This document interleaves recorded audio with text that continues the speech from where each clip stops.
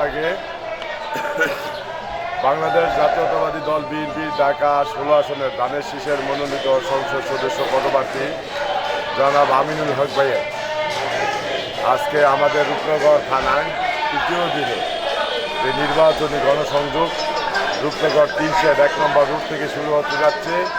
আপনারা জানেন আমিনুল হক ভাই আমাদের, আপনাদের এবং সকলেরই একজন, এবং আমিনুল হক ভাই একজন স্বচ্ছ, একজন পরিচ্ছন্ন রাজনীতিবিদ।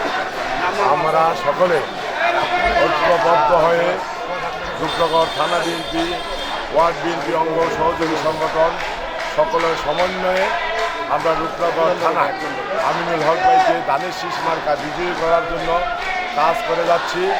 এবং আমিনুল হক ভাই যদি আমাদের এই আসন থেকে বিপুল ভোটে এমপি নির্বাচিত করতে পারি, আমিনুল হক ভাই আমাদের একজন মন্ত্রীও হবেন এবং আমাদের ঢাকা 16 আসনে একজন এমপি হিসাবে সংসদে প্রতিনিধিত্ব করবেন।